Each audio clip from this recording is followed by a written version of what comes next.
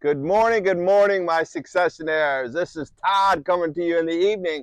I'm going to broadcast this to you in the morning at 6:30, 7 o'clock, 7:30, sometime around the Successionaire time. But I just wanted to let you know, I'm going to be experimenting with some things. I thought, what if I recorded in the evening? What if I gave you the mindset of wired differently in the evening and you had it bright and early in the morning? Part of the challenges we're having is that we can't get the quality of recording in the live stream that we can in a recorded session with a good camera and a good backdrop and all the things that are going on. So I just want to say good morning, my Successionaires. I'm here, and I'm not going to let you down. 7:30 morning, between 6 a.m. and 8 a.m., I'm going to be here for you every morning. But listen, hey, I want to talk to you today about the mindset, right? Wired Differently is a mindset, a movement, a mission, and a ministry. And the thing I wanted to challenge you with today, this morning, and all the rest of for the rest of your life is your mindset, I know you see it on Facebook all the time, everywhere you go, someone's posting it, someone's doing it, someone's saying it, someone's retweeting or reposting mindset and all these types of things. But I want to tell you, for over 30 years, I have been a mindset person. I've been a mindset, a subconscious driving mindset purpose. And Wired Differently embodies that mindset. To be wired differently is to understand how your subconscious works, to understand how we as wired differently people are wired. And I wanted to challenge you with it because my third book, Your Will Be Done, is really the how we become wired differently. It's the how. The first book, Wired Differently, was what is it? The second book is why we're supremely purposeful people, our 8 supremely purposeful traits. And the third book, Your Will Be Done, is this driver of my secret, or the mentorship that my father taught me, this willpower that I was born with and he ingrained in me, and even beyond that, that God gave us to have this mindset, right? This ability. And one of the things I wanted to talk to you about this morning is to become wired differently. To truly become wired differently is to understand how these superpowers that God gave us. You see, God designed us in his own image. God literally designed us in our own image. And he said, let me breathe life into you and let me create this human being, and I'm going to design you in my own image. But the interesting thing about it is that when we're born, we are born in God's image. We have all these neurons firing, going crazy all over our brain and building up inside as we're gestating in our mother's womb, as much as 250 million neurons a minute, right? And we know that by the time we're born, these neurons are still growing in our head, and we'll be born with 250 billion neurons in our head. And beyond that, we're going to have enough neurons by the time that we're 3 years old. Follow me with this.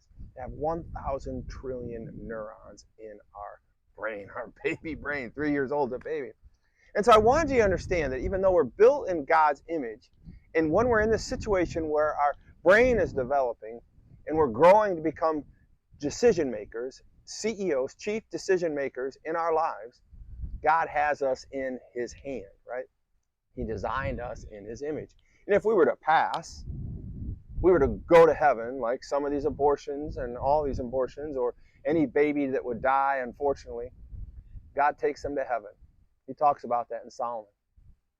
But I want you to understand the difference here is that God has designed our mind to be supremely purposeful. And as we're building and gathering these neurons, we're growing this prefrontal cortex of our mind to become a decision maker. And sometime around 7, we gather up the most neural activity we're going to ever have in our life, and we're joining these neurons and putting them together and making them this amazing superpower that God has developed. And he's developed this subconscious. And in this subconscious is where all of our dreams, hopes, and aspirations sever. They drop into our subconscious and they settle right in there. And this is what I wanted to talk to you about, this mindset. You see, the mindset that God gave us in his own image is the superpowers that he's developed into our subconscious. And whatever settles in our subconscious, generally, most likely, and some would say 100% of those things come true. But an interesting thing happens, that as God has built that subconscious for us, and he's built our prefrontal cortex to grow and develop, he has also decided to let us know that the way to heaven is through Jesus Christ. John 3:16 says the way to heaven is through Jesus Christ. And you must accept Christ into your heart. And that's the perplexity that I wanted to talk to you about this morning.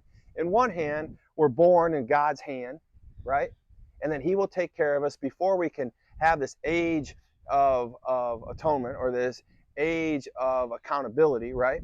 On the other hand, he says, but the only way to heaven is through Jesus Christ. And how do we solve this mystery, if you ask me? God designed us in his own image, allowing us to grow and go through life here on earth and solve amazing problems, have the subconscious to aspire to have anything we want in our life. And I teach people how to do that, and I'm going to continue to teach you. Use your subconscious, drive your subconscious to attain, train that subconscious to get the things, the nouns that you want in life.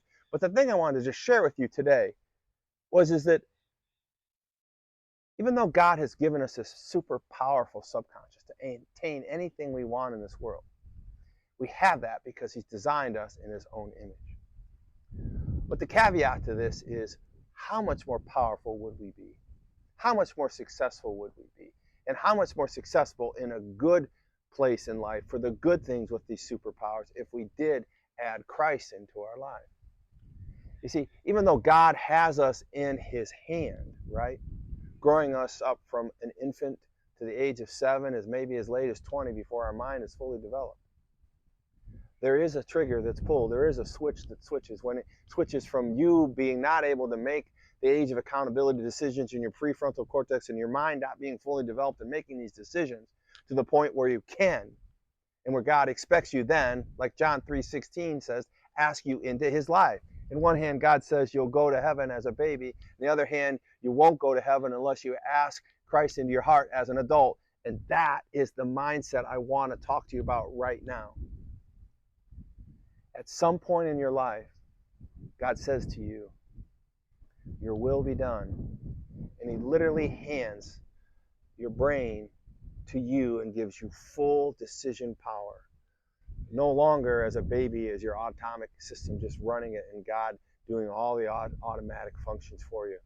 He's released all the brain functions. He's wired you for hot. He's wired you for success. He's wired you for anything in this world through your subconscious and your superpowers, right? He's done those things. But that's the part where you have to understand, no longer are you automatically ascending to heaven, because no longer are you on autonomic nervous system overload from God in his own image. This is the point where God says, your will be done. You have your subconscious. You have the decision-making powers now. At some point between 7 and somewhere around 20, you have the right, you have the ability to ask Christ into your heart. And that's what we're talking about, the mindset, right, of being wired differently. Somewhere in this logic, the science, right, of making the decision and following through with John 3:16 as an adult, accepting the Holy Spirit into your heart now cuts through and allows you to ascend to heaven. So what I wanted to talk to you about right now is this idea of how the subconscious works with God, right? You ever remember reading in the Bible about to pray unceasingly, to continue to knock on the door and ask and you shall receive? Continue to pray daily, continue to pray nightly. The one I just said was to pray unceasingly. Well, that's what God has done for us in our subconscious and in our mind and in the Holy Spirit. He knew that we were wired differently. He knew he was going to wire us differently. He knew all these things about us. I mean, it's just an amazing, amazing story.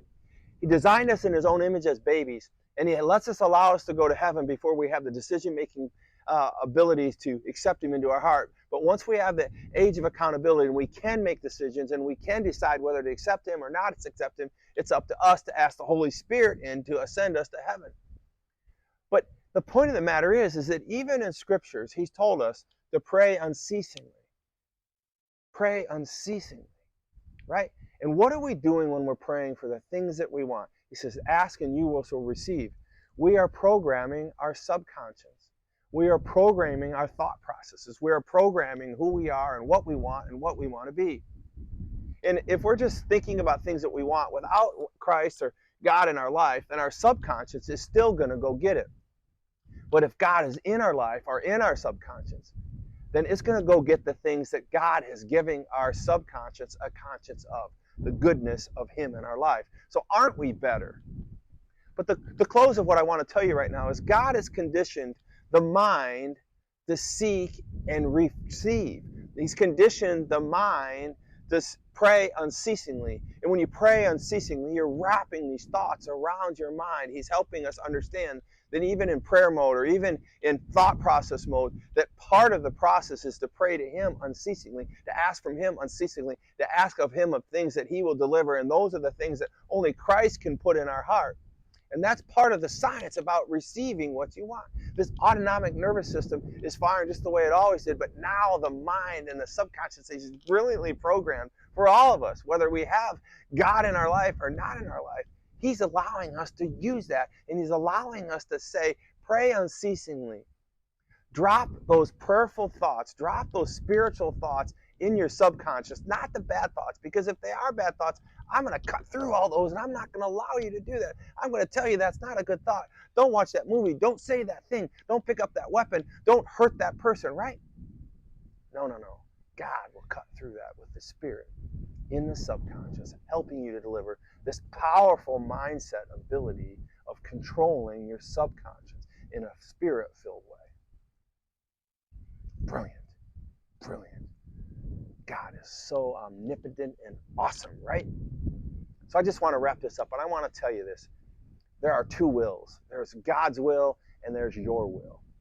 God's will is for you to have free will and to use the subconscious to go get the things you want in life. But more importantly, He wants you to understand without Him, your subconscious has no conscience. Without Him, your subconscious is going to do things that you shouldn't do, or you're just greedy, or you're just selfish, or you're gluttonous about.